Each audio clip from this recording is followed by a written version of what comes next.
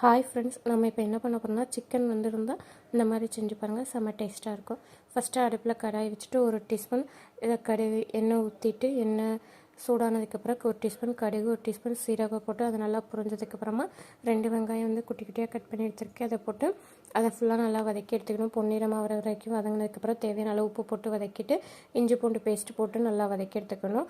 அப்புறம் 3 தக்காளி எடுத்துருக்கேன். 3 தக்காளி குட்டி குட்டியாக கட் பண்ணி அதையும் போட்டு அதையும் நல்லா வதக்கி எடுத்துக்கணும். அதுக்கப்புறம் சிக்கன் ஃபஸ்ட்லேயே வாஷ் பண்ணி எடுத்துக்கணும். உப்பு மஞ்சள் தூள் போட்டு நல்லா வாஷ் பண்ணி எடுத்துகிட்டு அதையும் சேர்த்து நம்ம வெங்காயம் தக்காளி கூட போட்டு ஃபுல்லாக நல்லா வதக்கி எடுத்துக்கணும். அதோட தண்ணி இறங்குற வரைக்கும் நல்லா வதக்கினதுக்கப்புறமா மசால் பொடி போடணும். 2 டீஸ்பூன் சாம்பார் பொடி, கொஞ்சமாக முந்திரி, 1 டீஸ்பூன் மிளகாய்த்தூள், 1/4 டீஸ்பூன் கரம் மசாலா, தேவையான அளவு நல்லா எல்லாத்தையும் போட்டு அதை பேஸ்ட்டு மாதிரி அரைச்சி எடுத்துக்கணும் மிக்சியில். அதுக்கப்புறம் அதை சிக்கனோடு போட்டு தேவையான அளவு மசாலா ஸ்மெல் போகிற வரைக்கும் நல்லா வதக்கி விட்டுக்கணும்.